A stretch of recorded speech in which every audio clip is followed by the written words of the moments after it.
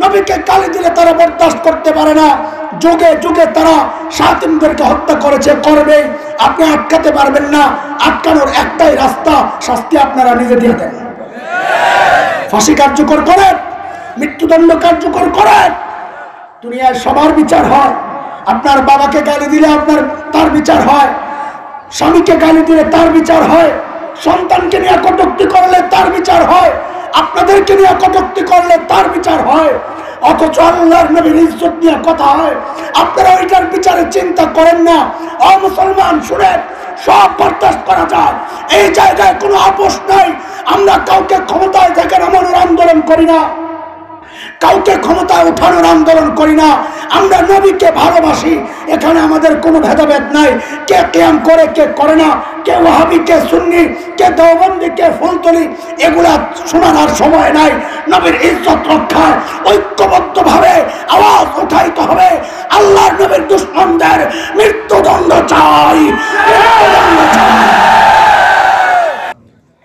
বিসমিল্লাহির রহমানির রহিম।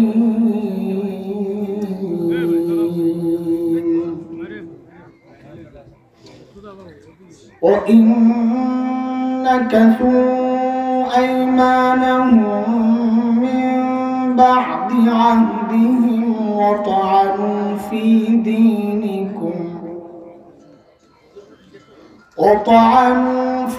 دِينِكُمْ فَقَاتِلُوا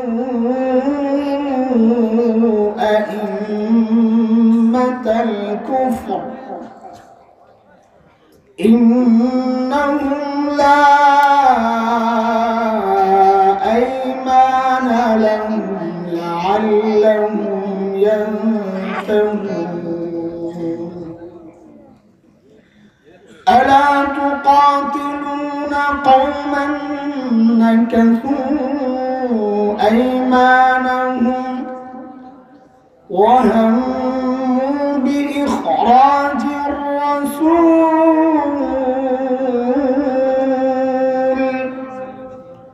وَهُمْ بَدَؤُوكُمْ أَوَّلَ مَرَّةٍ أَتَخْشَوْنَهُمْ فَاللَّهُ أَحَقُّ أَن تَخْشَوْهُ إِن كُنتُم مُّؤْمِنِينَ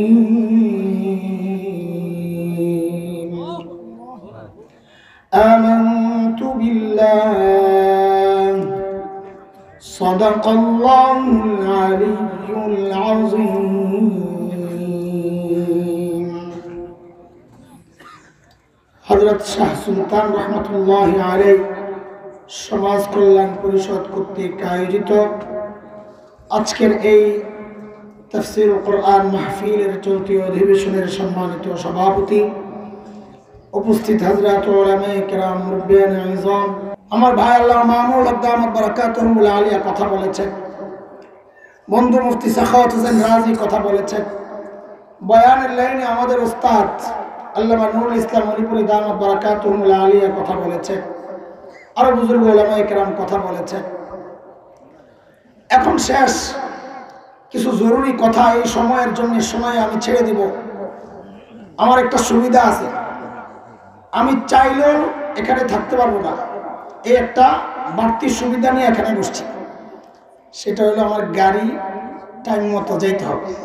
এটা আয়োজকরা জানে, ওনারাই আমার খোঁচাইয়া উঠাই দেবে যে গাড়ি পাইবেন না, শেষে আরেক বিপদ, সকালে আবার খাওয়ানো লাগবে, তাড়াতাড়ি বিদায়। আলহামদুলিল্লাহ বাইরে না, আরে আমার একটু আরাম হবে, এই জন্য বলেন না আলহামদুলিল্লাহ। বড় এক নাজুক আর কঠিন সময় আমরা পার করতেছি। হক্কানি উলামায়ে কেরামের প্রতিপক্ষ দিন দিন বাড়ছে। ইসলাম বিদ্বেষী অপশক্তিত প্রতিপক্ষই নতুন নতুন প্রতিপক্ষ এখন আমাদের সামনে তাদের চেহারা মুখোশ উন্মোচন করছে।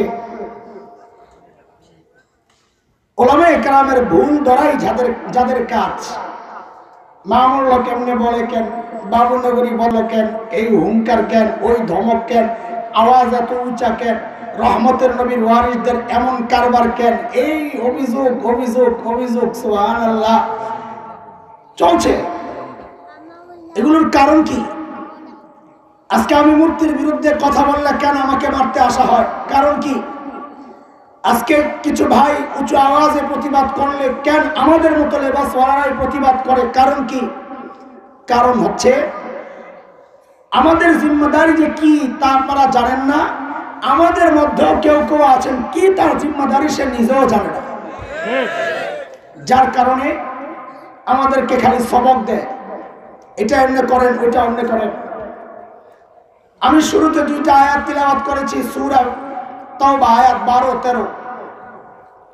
আল্লাহ তাআলা নির্দিষ্ট একটা শ্রেণীর ব্যাপারে মালিকের ঘোষণা, যারা চুক্তি লঙ্ঘন করে, দিনকে নিয়ে কটাক্ষ করে, নবীকে গালি দেয়, দাড়ি টুপি নিয়ে বিদ্রোহ করে, তাচ্ছিল্য করে, পর্দা নিয়ে উপহাস করে, শরীয়ী কোনো বিধান নিয়ে যারা তাচ্ছিল্যের সাথে কথা বলে, আল্লাহ তাআলার বিধান হচ্ছে ফাকাতিলু আইম্মাতাল কুফর, এগুলা কাফের নেতা, এগুলার একটাই শাস্তি, কল্লা ফেলায় দাও। এই কথা বাবু না বলিস, কথা বলে না, এই কথা বাবু না বলিস কার? এই কথা আল্লামা মামুনুল হকের। কার? কার এই কথা, এই বিধান কার? বলে একটু আপোষ করে চললে তো আল্লাহ বলেন লা ঈমানা লাহুম লাআল্লাহুম ইয়ানতাহুন, সুযোগ দেওয়া যাবে না। আল্লাহ জানেন এটা একটা কঠিন ব্যাপার, এদের সাথে এদের মোকাবেলায় কথা বলা একটা রিস্কি বিষয়। এই খবর আল্লাহ নাই? আল্লাহ জানেন, জানেন বলেই পরবর্তীতে মালিক বলতেছেন তোমরা তাদের সাথে লড়াই কেন করো না? ভয় পাও? তোমরা কি তাদেরকে ভয় পাও? আমেরিকা ভয় পাও? ভারত ভয় পাও? দল ভয় পাও? রাষ্ট্র ভয় পাও? বাহিনী ভয় পাও? আল্লাহ বলেন ইন কুনতুম মুমিনিন, যদি ইমানদার হয়ে থাকো, ফাল্লাহু আহাক্কু আন তাখশাউ, ভয় পাইতে হবে একমাত্র আল্লাহকে। কাকে? আরে বলেন না কাকে? কাজী কারো রক্ত চক্ষু দেখে স্পর্শকাতর এবং স্পষ্ট সিদ্ধান্ত মালিকের এসব বিষয়ে কথা বলতে বিন্দু মাত্র অস্পষ্টতা নাই, দ্বিধা নাই, দ্বন্দ্ব নাই, কোন রকমের ইখতিলাফ নাই এই ব্যাপারে, এবং কোন রকমের ভয় সংকোচ কাজ করলে হবে না। এই জায়গায় কোনো আপোষ নাই, আল্লাহ আপোষ করেন নাই, নবী আপোষ করেন নাই। একটাই কথা, দিনকে নিয়ে যারা কটাক্ষ করবে, নবীকে যারা গালি দিবে, দাড়ি নিয়ে কটাক্ষ করবে, টুপি নিয়ে কটাক্ষ করবে, পর্দার বিধান নিয়ে কটাক্ষ করবে, অন্য কিচ্ছু চলবে না। একটাই শাস্তি চাই, মৃত্যুদণ্ড দিতে হবে, মৃত্যুদণ্ড দিতে হবে। এই বিধান কার? কথা বলেন, এই বিধান কার? বাপরে, রহমতের নবীর ওয়ারিসরা এত গরম কেন? রহমতের নবী তো খুব নরম ছিলেন, তাই না? ভাই কথা বলেন। আমাদেরকে এখন কেউ কেউ বুঝায়, একটু হিকমতের সাথে কথা বলেন না। কদিন আগে এক মুরব্বী হাত ধরে কয় বাজান সময়টা ভালো না, একটু চুপ থাকলে কি হয়?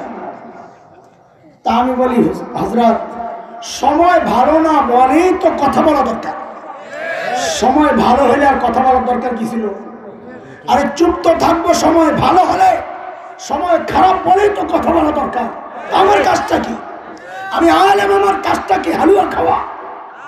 আমি কথা বললে চাকরি চলে যাবে, আমি কথা বললে ওয়াজ বন্ধ হয়ে যাবে, মাদ্রাসা খানকা বন্ধ হয়ে যাবে, আমার সাথে সরকারের সম্পর্ক নষ্ট হবে, একটা সুসম্পর্ক চলছে সেখানে বাধার তৈরি হবে। এই জন্য আমি কথা বলবো না, দিন আক্রান্ত হবে, শরীর আক্রান্ত হবে, আমি চুপচাপ থাকবো। হাতে পায়ে ধরি, শাইখুল হিন্দের সন্তান হিসাবে, হযরত মাদানীর সন্তান হিসাবে নিজেকে পরিচয় দিও না, আল্লাহর রাস্তে পরিচয় দিও না। শাইখুল হিন্দের সন্তানরা এই বিষয়ে চুপ থাকতে পারে না। চাকরির ভয়ে ওয়াজ বন্ধ হবে, হালুয়া বন্ধ হবে, এই ভয়ে শাইখুল হিন্দের রুহানি সন্তানরা, হযরত মাদানীর রুহানি সন্তানরা চুপ থাকে নাই, চুপ থাকবে না, থাকতে পারে না ইনশাআল্লাহ, পারে না ইনশাআল্লাহ। আমাদেরকে বুঝায় একটু হিকমতের সাথে বলেন, ঠিক আছে বলেন, একটু হিকমতের সাথে বলেন। বহুদিন চিন্তা করছি এইটা কোন হিকমত, চুপ থাকতে কয় এটা কোন হিকমত। অনেক খুঁজে টুজে পাইছি। ও ঘটনা তো বাংলাদেশে হিকমত দুই প্রকার। বলেন কয় প্রকার? বাংলাদেশে হিকমত কয় প্রকার? একটা হইল বাংলা হিকমত, আরেকটা হইল কোরআনের আরবি হিকমত। বাংলা হিকমত কোনটা? বাংলা হিকমত হচ্ছে পিঠ বাঁচানোর জন্য। মাদ্রাসার ছাত্র ভালো করে আমার তারিফটা মুখস্থ কর।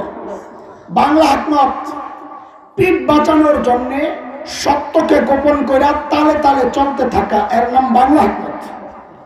বুঝলেন না এই কথা? এরা আমাদেরকে যে নসিহত করে হিকমতের, ওই হিকমত হইল পিঠ বাঁচানোর জন্য সত্যকে গোপন করে তালে তালে চলতে থাকা, এর নাম কি? কথা বলে না, এর নাম কি? আর একটা হিকমত হলো কোরআনের হিকমত। কোরআনে যেটা আসছে, ইউতিল হিকমাতা মান ইয়াশা ওয়া মান ইউতাল হিকমাহ ফাকাদ উতিয়া খায়রান কাসীরা ওয়া মা ইয়াযাক্কারু ইল্লা উলুল আলবাব।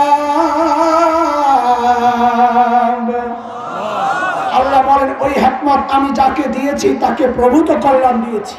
ওইটা কোন হিকমত? ওই হিকমত হচ্ছে দিন রক্ষার জন্য যদি মালিকের হুকুম হয় তুমি চুপ থাকবা, তো চুপ থাকা হিকমত। যদি মালিকের নির্দেশ আসে কথা বলবা, তো কথা বলা হিকমত।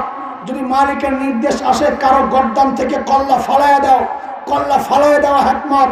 যদি মালিকের নির্দেশ আসে নিজের কল্লা ফালাইতে হবে, তো নিজেকে শাহাদাতের জন্য প্রস্তুত করা, পেশ করা, ওইটার নাম হিকমত। যেখানে যা প্রয়োগ করা দরকার সেখানে প্রয়োগ করা, ওইটার নাম হচ্ছে হিকমত। সব জায়গায় মিন মিন ওয়াজ করা, কবরের ওয়াজ করা, এর নাম হিকমত না, এর নাম বাংলা হিকমত। হালুয়া খাওয়ার জন্য সত্যকে গোপন করে তালে তালে চলতে থাকা। কথা বলেন। এরা চায় আমরা যেন গুলিস্তানের হালুয়া বিক্রেতা হই। ও ভাই, গুলিস্তানের হালুয়া বুঝলেন পড়া? ঢাকার গুলিস্তান চিনেন?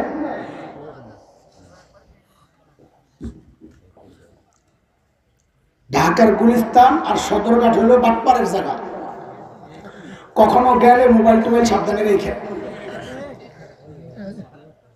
ওই উপরে দিয়া বলে 3-4 বিজ্ঞানী ঘুরতেছে সারা দুনিয়া।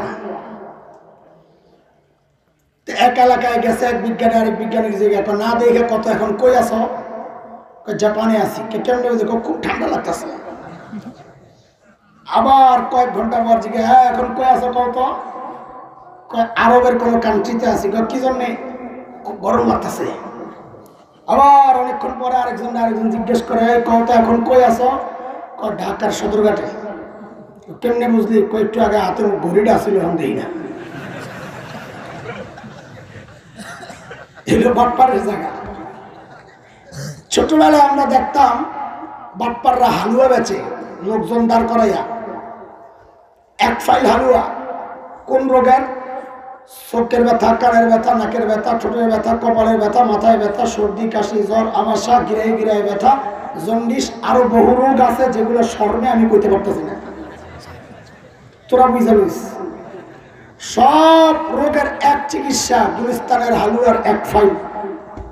একটু বলেন তো বুঝা শুনা, এটা বিজ্ঞ ডাক্তার না বাটপার ডাক্তার? বাটপার। কেন? কারণ সব রোগের এক চিকিৎসা হইতে পারে না। অভিজ্ঞ ডাক্তার রোগীর অবস্থার উপর নির্ভর করে চিকিৎসা দিবে। যদি দেখে রোগী প্রাথমিক একটু জ্বর, তো তারে হালকা প্যারাসিটামল সিরাপ দিয়ে বিদায় করবে। আর যদি দেখে রোগী আমার মতো 4-5 দিনের জ্বর, তো একটু সিরাপ দিবে, একটু অ্যান্টিবায়োটিকও দিলে দিতে পারে।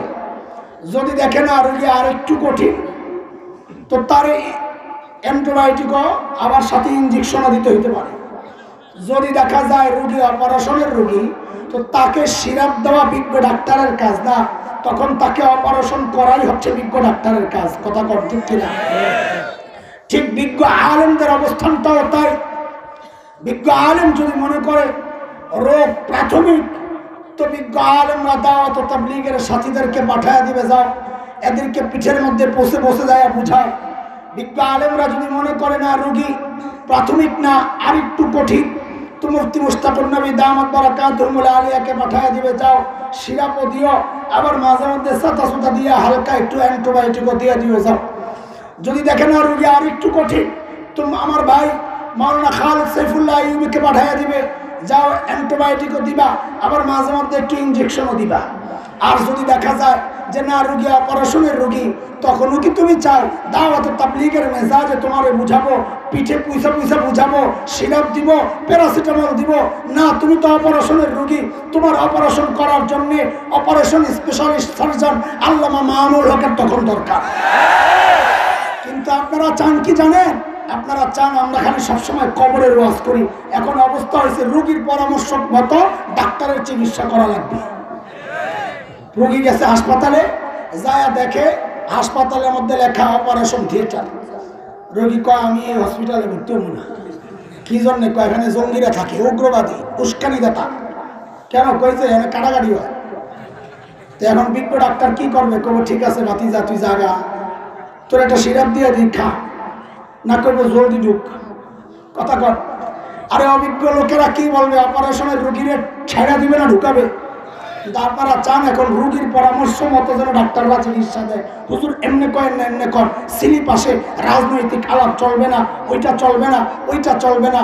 মাঝে মধ্যে মিজাজ এমন খারাপ হয়, স্লিপ ছিঁড়া একদম মুখের উপরে ফালাইয়া বলি বেটা গাদা জালিম, তুই আমার স্লিপ দেশ 1400 বছর আগে আমার মালিক আমাকে কোরআন আল কারীমের স্লিপ দিয়ে দিছে, আমি আমার মালিকের স্লিপ নিয়ে কথা বলবো না তোর মতো পান্ডা সন্ডা স্লিপ নিয়ে কথা বলবো? এখন রোগীর পরামর্শ মতো চিকিৎসা দরকার, তাই না? আপনারা তো চান এটা।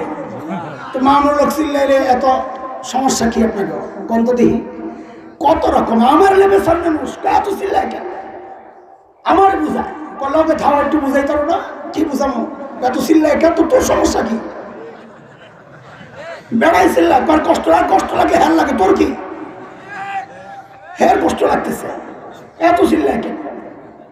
ঘরে লাগছে আগুন, এখন বুঝি তোমার ডাক দিবে কে আসেন রাত্রে?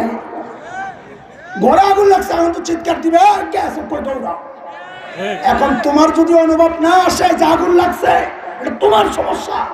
তুমি কেন বুঝতেছো না যে দিন আর শরিয়ার ঘরে, স্বাধীনতার ঘরে আগুন লাগছে, ডাকাত ঢুকছে? এখন অভিভাবক যারা, এখন ঘরওয়ালা যারা, তাদেরকে জাগানো পাহারাদারের দায়িত্ব। সে চুপচাপ বসে চকলেট খাইলে সে তো তার দায়িত্ব জিম্মাদারি আদায় করছে না। ভাই কথা শুরু করছিলাম আর একটা যাইতেছিলাম অন্য জায়গায়, বলতেছিলাম আসলে আমাদের দায়িত্বটা কি? আপনারা কি বুঝছেন? কেন এই আমাদের বিরুদ্ধে দাঁড়ায় যান কিছু হইলে? সমস্যাটা কোন জায়গায়? সমস্যা একটাই, সুশীল আছে কিছু সুশীল। ওই সুশীলরা বলে রহমতের নবীর ওয়ারিসরা তো চিল্লাইবে কেন? চিল্লাইতে চিল্লাইতে গলাটার অবস্থা করছি কি দেখো, কি মায়া আমার জন্য। সুবহানাল্লাহ। আল্লামা বাবনগরী দামাত বারাকাতুহুল আলিয়া বদদুয়া করলেন, আল্লাহ মামুনুল হকের দাড়ি আর টুপিওয়ালা ছবিটার মধ্যে যারা পেশাব করে ছবি প্রকাশ করলো, আগুন দিয়া জ্বালায়া দিল, আল্লাহ তুমি এদেরকে ধ্বংস করে দাও। আরে বাপরে বাপ, সুশীলদের আওয়াজ রহমতের নবীর ওয়ারিস এইভাবে বদদুয়া করতে পারে? কারবার দেখছে? খালি দোষ খুঁজে। শুনেন ওলামায়ে কেরাম মাঝে মধ্যে কেন এত কঠোর হন রহমতের নবীর ওয়ারিসরা? রহমতের নবী মানে আপনি বুঝছেন কি? আগে কর, ওই কথায় পরে আসতেছি, আগে বুঝেন হাদিসটা কি আসলে। ওই হাদিসের তরজমায় ভুল করার কারণে আমাদের মূল গন্ডগোল। হাদিস হইল ইন্নাল উলামা ওয়ারাসাতুল আম্বিয়া। তরজমা করেন আপনারা, কর বলেন হাদিসের তরজমা বলেন। নবীগণ বলে রাসূলের ওয়ারিস, নিশ্চয় আলেমগণ কার ওয়ারিস? নবীজির ওয়ারিস। দেখছেন তরজমায় ভুল করছে, গন্ডগোল তো লাগে জায়গায়। আরে গন্ডগোল তো মূল এই জায়গায় গন্ডগোল। ও মাওলানা সাহেব বসা, জিজ্ঞেস করেন নিশ্চয়ই উলামায়ে কেরাম আলেমরা নবীর ওয়ারিস না নবীদের? আল আম্বিয়া এক বছর না বহু বছর? আরবি কায়দা জিজ্ঞেস করেন উলামায়ে কেরাম, মুহাক্কিক আলেমের অভাব নাই। আরবি নিয়ম হচ্ছে জমা জমা বহু বচনের আগে দিয়া যদি আল আসে, আলিফ লাম, কারণ আমাদের পরিভাষা এগুলো বুঝবেন না আপনারা, ইস্তেগরাকের ফায়দা দেয়, মানে টোটাল টোটাল। মানে হাদিসের তর্জমা কি আসলো, ইন্নাল উলামা ওয়ারাসাতুল আম্বিয়া, উলামায়ে কেরাম আখেরি পয়গম্বরের ওয়ারিস না, সমস্ত নবীদের ওয়ারিস। ওই যে আদম থেকে নবীর আখেরি পয়গম্বর, সমস্ত নবীর ওয়ারিস হচ্ছেন উলামায়ে কেরাম। বলে এই আলেমরা তোমরা মূর্তি ভাঙতে চাও কেন? বলে কেন ভাঙবো না, আমরা মূর্তি ভাঙ্গার মহান পুরুষ খলিল ইব্রাহিমের ওয়ারিস। বলে মাঝে মধ্যে মারামারি করতে চাও কেন? অপরাধ দেখলে তোমার তেমন চাপা খুলালাম। বলে কেন? আমরা চাপা খোলা নবী হযরত মুসা আলাইহিস সালামের ওয়ারিস। কয় তোমরা ক্ষমতায় যাইতে চাও কেন? কেন যাইবো না, আমরা রাষ্ট্র পরিচালনা করা হযরত সুলাইমান আলাইহিস সালামের ওয়ারিস। আরে কেন কল্লা মাঝে মধ্যে নিতে চাও, মাঝে মধ্যে দিতে চাও, কেন চাইবো না, আমরা নবী জাকারিয়ার ওয়ারিস। আল্লামা বাবনগরী কেন বদদুয়া দিল আগে এটা কর, অন্য জায়গায় যাওয়ার দরকার নাই। কারণ বাবনগরী হযরত নবী নূহ আলাইহিস সালামের ওয়ারিস। কার ওয়ারিস? আরে কথা কও, কার ওয়ারিস? বলে নূহ আলাইহিস সালাম কি করছেন? তুই কোরআন খোল, সূরা নূহ খোল। নূহ আলাইহিস সালাম আল্লাহর কাছে বিচার দিয়েছেন, ওয়ামাকারু মাকরান কুব্বারা, আল্লাহ এরা মারাত্মক চক্রান্তে লিপ্ত। তো আল্লাহ বলে কি করছে? ওয়াকালু লা তাযারুন্না আলিহাতাকুম ওয়ালা তাযারুন্না ওয়াদ্দা ওয়ালা সুওয়া ওয়ালা ইয়াগুস ওয়া ইয়াউক ওয়া নাসরা ওয়াকাদ আযাল্লু কাসীরা। আল্লাহ এরা বলে কি জানেন, ভাই আমাদের প্রতিমাগুলারে ছাড়বা না, বিশেষ করে আমাদের নেতা, আমাদের বুজুর্গ যাদের ভাস্কর্য আমরা বানাইছি, ওয়াদ, সুয়া, ইয়াগুস, ইয়াউক, নাসার, এই 5 বুজুর্গের ভাস্কর্য, এগুলোকেও ছাড়া যাবে না। আল্লাহ নিজেরা তো আকাম করে করে আবার বহু মানুষকে গুমরাহ করে। তো আল্লাহ জিজ্ঞেস করে, তো আপনি কি চান নবী, আপনি কি চান? তো হযরত নূহ আলাইহিস সালাম কে আল্লাহ লা তাজিদিজ জালিমিনা ইল্লা দালালা, আল্লাহ আপনি এত গুমরাহি আরো বাড়াইয়া দেন।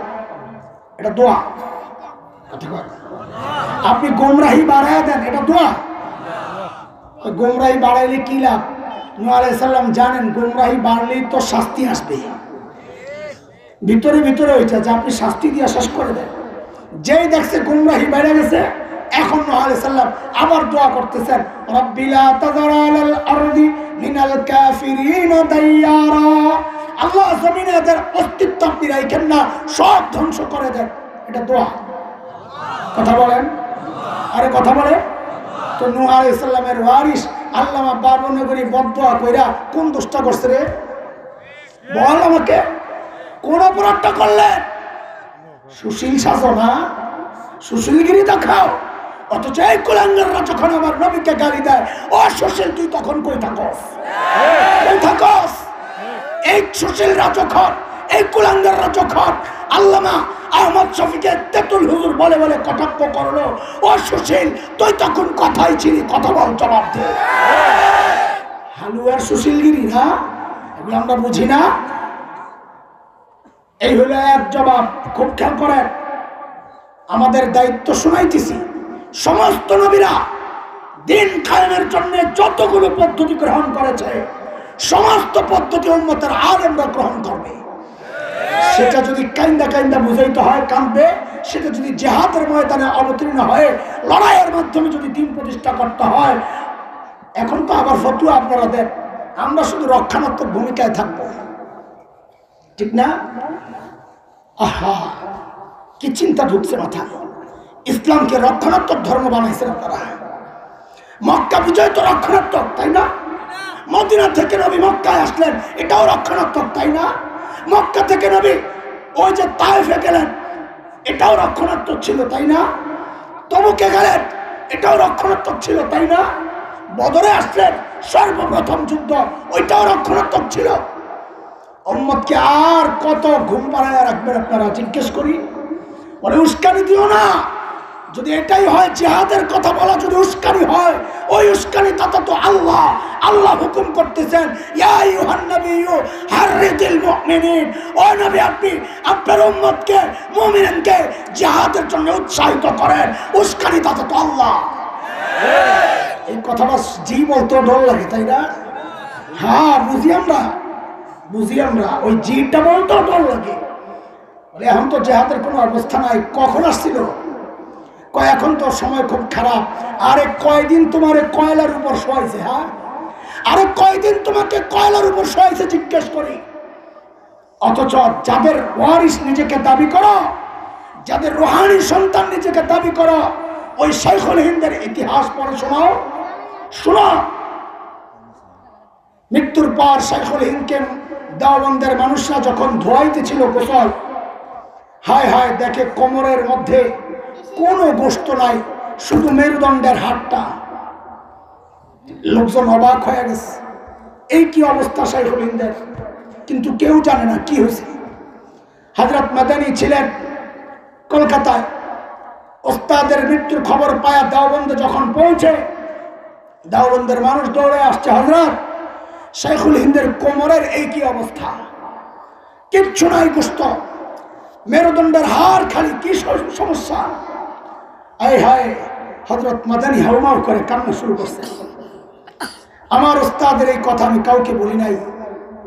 ইংরেজরা প্রত্যেকদিন আমার ওস্তাদকে নির্যাতন করতো আর বলতো আমাদের কথা মেনে নাও। শাইখুল হিন্দ রাজি হইতেন না। শেষমেশ তারা প্রত্যেকদিন কি করত, গরম লোহা শলাকা গরম করা, আগুনে গরম করা প্রত্যেক দিন শাইখুল হিন্দের কোমরের মধ্যে লাগাই দিত। এইভাবে গোস্তগুলা পুরা পুরা শাইখুল হিন্দের কোমরে কোনো গোস্ত নাই, মেরুদণ্ডের হাড়টা ছাড়া কিচ্ছু নাই। ও শাইখুল হিন্দের রুহানি সন্তানরা, আজকে তোমরা বিশৃঙ্খলা সৃষ্টি হবে এই অজুহাতে জিহাদের কথা বলা ভুলে গেছ, প্রতিবাদ ভুলে গেছ, সাতিমে রাসূলকে হত্যার সিদ্ধান্ত হয় এই জমিনে, তুমি চুপচাপ থাকো। ও মুসলমান, অভিজিতের জীবনের মূল্য আমার নবীর ইজ্জতের চেয়ে বেশি মূল্য হয়ে গেল। নবীর ইজ্জত যারা নষ্ট করে তাদের ফাঁসির রায় হয় না, আর ওই সমস্ত কুলাঙ্গারকে যারা হত্যা করে তাদের ফাঁসির রায় হয়। উম্মতে মুসলিমা এটা মানতে পারে না, মানতে পারে না, মানতে পারে না। ইসলাম জিন্দাবাদ, জিন্দাবাদ। ইসলামের শত্রুরা হুঁশিয়ার সাবধান, হুঁশিয়ার সাবধান। ইসলামের শত্রুরা জিহাদ জিহাদ জিহাদ চাই, জিহাদ করে বাঁচতে চাই, জিহাদ করে বাঁচতে চাই, জিহাদ জিহাদ জিহাদ চাই, জিহাদ জিহাদ জিহাদ চাই, জিহাদ করে বাঁচতে চাই। সাবিলুনা সাবিলুনা আল জিহাদ আল জিহাদ আল জিহাদ আল জিহাদ, সাবিলুনা সাবিলুনা নারে তাকবীর। আইন নিজের হাতে তুলে নিতে আমরা কাউকে উৎসাহিত করছি না, কিন্তু আমরা জানতে চাই আমার এই যুবক ভাইগুলো আইন নিজের হাতে কেন তুলে নিলে, আমরা জানতে চাই। কারণ আপনারা আমাদের কথাগুলো শুনেন নাই। তখন যদি আমাদের কথা শুনে এই শাতিমদের হত্যার সিদ্ধান্ত নিতেন, মৃত্যুদণ্ড কার্যকর করতেন, তো আমার এই যুবকগুলা নিজ হাতে তাদেরকে হত্যা করতো না। উম্মতের এই শার্দুলকে থামানোর এইরকম শক্তি কারণেই নবীকে যারা ভালোবাসে তাদের কলিজায় আঘাত লাগে। নবীকে গালি দিলে তারা বরদাস্ত করতে পারে না। যুগে যুগে তারা শাতিমদেরকে হত্যা করেছে, করবে। আপনি আটকাতে পারবেন না। আটকানোর একটাই রাস্তা, শাস্তি আপনারা নিজে দিয়ে দেন। ফাঁসি কার্যকর করেন, মৃত্যুদণ্ড কার্যকর করেন। দুনিয়ায় সবার বিচার হয়। আপনার বাবাকে গালি দিলে তার বিচার হয়, স্বামীকে গালি দিলে তার বিচার হয়, সন্তানকে নিয়ে কটূক্তি করলে তার বিচার হয়, আপনাদেরকে নিয়ে কটূক্তি করলে তার বিচার হয়। অথচ আল্লাহর নবীর ইজ্জত নিয়ে কথা হয়, আপনারা ওইটার বিচারে চিন্তা করেন না। ও মুসলমান শুনেন, সব বরদাস্ত করা যায়, এই জায়গায় কোনো আপোষ নাই। আমরা কাউকে ক্ষমতায় থেকে নামানোর আন্দোলন করি না, কাউকে ক্ষমতায় ওঠানোর আন্দোলন করি না। আমরা নবীকে ভালোবাসি, এখানে আমাদের কোনো ভেদাভেদ নাই। কে কিয়াম করে কে করে না, কে ওয়াহাবি কে সুন্নি, কে দেওবন্দি কে ফুলতলি, এগুলা শোনানোর সময় নাই। নবীর ইজ্জত রক্ষায় ঐক্যবদ্ধভাবে আওয়াজ উঠাইতে হবে। আল্লাহর নবীর দুশমনদের মৃত্যুদণ্ড চাই, মৃত্যুদণ্ড চাই।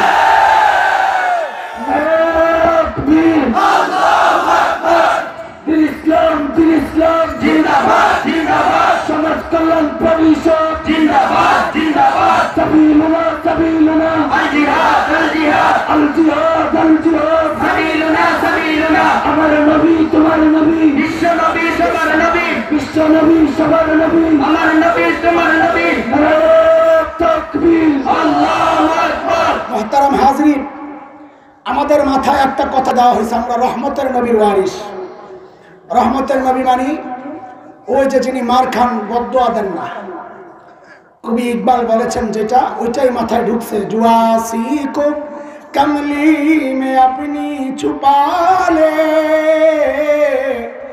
जो जख्म खाकर भी दुश्मन को दुआ दे उसे और क्या नाम देगा जमाना वो रहमत नहीं है तो फिर और क्या है এখন সবার মাথায় ঢুকছে যে ওদে নবী রক্তাক্ত হয়েছেন পাথর খেয়েছেন নিজের সঙ্গীরা মৃত্যুবরণ শাহাদাত বরণ করেছেন তাও নবী কইছে আল্লাহ এরা আমার উম্মত বুঝে না এদেরকে হেদায়েত দিয়ে দাও এটাই খালি মাথায় ঘুরে তাই না কিন্তু আমার নবীর কি আর কোন রূপ নাই এই একটাই রূপ তো চলো আমার নবীর আরেকটা রূপ একটু দেখায় আসি চলো মক্কা বিজয় আল্লাহর হাবিব মক্কায় ঢুকছেন রহমতের নবী আমি এখন থেকে বলবো বারবার রহমতের নবী বলেন আপনারাও বলবেন কি বলবেন রহমতের নবী মক্কায় ঢুকছেন মাথাটা নিচু চোখ দিয়ে ঝরঝর করে পানি পড়তেছে নবী তিলাওয়াত করতেছেন ইন্না ফাতাহনা লাকা ফাতহাম মুবিনা আল্লাহ এই বিজয় আপনার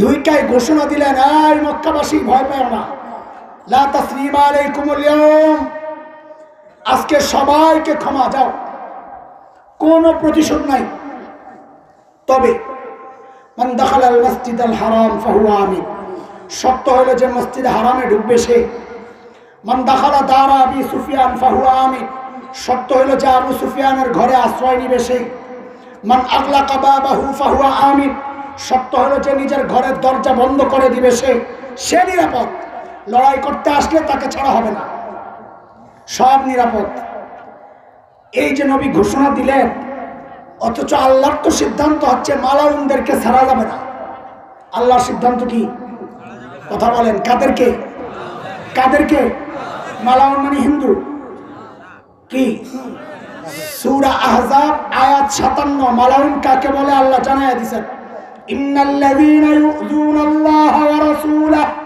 লা'নাহুমুল্লাহু ফিদ দুনিয়া ওয়াল আখিরাহ ওয়া আ'আদ্দা লাহুম আযাবাম মুহিনা মালাউন হচ্ছে আল্লাহ আল্লাহ রাসূলকে যারা কষ্ট দেয় এরা মালাউন সে যদি আমার মতো দাড়িওয়ালাও হয় ওইটাও মালাউন জুব্বাওয়ালা হয় ওইটাও মালাউন খানকাওয়ালা হয় ওইটাও মালাউন কথা কয় আল্লাহর নির্দেশ মালাউন যেখানে পাওয়া যাবে সূরা আহজাব আয়াত 61 মালাউন যেখানে পাওয়া যাবে মালউনিনা আইনামা সুকিফু উখিযু ওয়া কুতিলু তাকতিলা মালাউন যেখানে পাওয়া যাবে ধইরাই কল্লা ফালায়া দিতে হবে সিদ্ধান্ত কার আল্লাহর সিদ্ধান্ত এটা তো নবী কি করে সবাইকে maaf করে দেন নবী এই খবর নাই আরে এই খবর নবীর ছিল না নবী সবাইকে maaf করেন নাই এই জায়গায় তো সমস্যা তোমরা খালি অর্ধেক দেখাও যে রহমতের নবী সবাইকে ছেড়ে দিছে আরে না রহমতের নবী সবাইকে ছাড়েন নাই আল্লাহ যাদেরকে ছাড়েন নাই রহমতের নবী তাদেরকেও ছাড়েন নাই রহমতের নবী ঘোষণা দিলেন এই মালাউন যেগুলো আর আছে ধৈরা হত্যা কর শেখ ইবনে তাইমিয়া রাহমাতুল্লাহি আলাইহি তার বিখ্যাত কিতাব আস-সারিমুল মাসলুল আলা শাতিমির রাসূল গনে 15 জন মালাউনের নাম ঘোষণা করছেন নবী নাম ধরে বললেন আব্দুল্লাহ ইবনে খাতাল কুরতুনা কুরাইনা সাররা মাকিস ইবনে সুবানা হুয়াইরিস ইবনে নাকিদ আব্দুল্লাহ ইবনে সাদ ইবনে আবি সারাহ ওয়াহশি ইবনে হারব হুবার ইবনে আসওয়াদ হারিস ইবনে তালাতিল আব্দুল্লাহ ইবনে জিবিয়ারা কাব ইবনে জুহাইর হুবাইরা বিনতে আবি ওয়াহাব আল মখজুমি হিন্দা বিনতে উতবা হারিস ইবনে তালাতিল নবী গনে 15 জনের নাম ঘোষণা করলেন যে যেখানে পাওয়া যাবে ধৈরাই হত্যা করতে হবে এই ঘোষণাটা কার রহমতের নবী শাবাশ বলেন কার আমার আমাদেরকে খালি ওয়াজ করো না, রহমতের নবীর ওয়ারিসরা তো কঠোর কেন?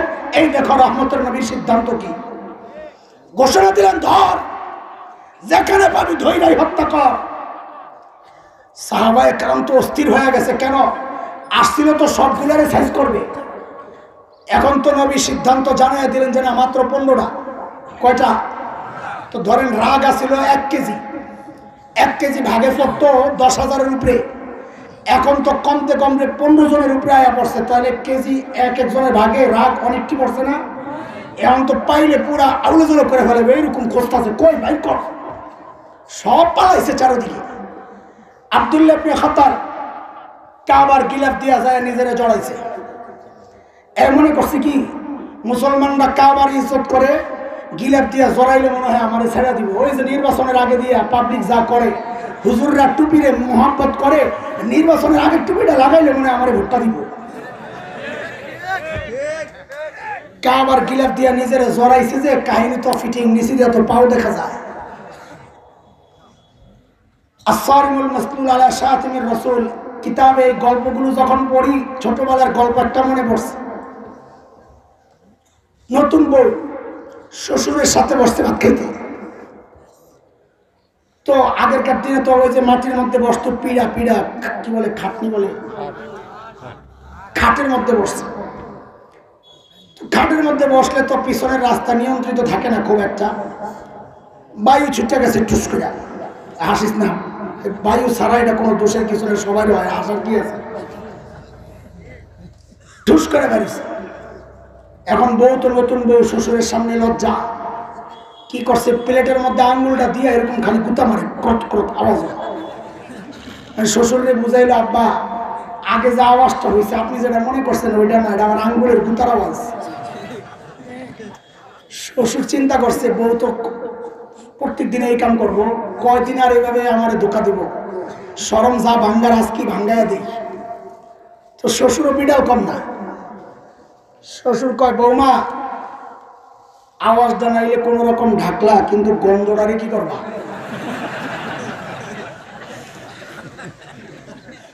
ওই আব্দুল্লাহ ইবনে খাতাল যখন কাবার গিলাফ দিয়া নিজেরে জড়াইছে, তখন আমার এটা মনে পড়ছে, আরে গাদা, বডিটা নেড়ে কোন রকম ঢাকলি, পাউডিরে কি করবি? পাও তো দেখা যায় নিচে দিয়া। হযরত আলী কাররামাল্লাহু ওয়াজহা দূর থেকে দেখছেন এই দৃশ্য, দেখে কাউরে কিছু বলে না, ভাগে কম পড়বে, দিছে নিজে দৌড় তলোয়ার লইয়া। 2 সাহাবী দেখছে আলী যে দৌড় মারছে, এরা জানে না আলী কি জন্য দৌড় মারছে, কিন্তু বুঝছে যে বল মাছ মনে একটা পাইছে আলী।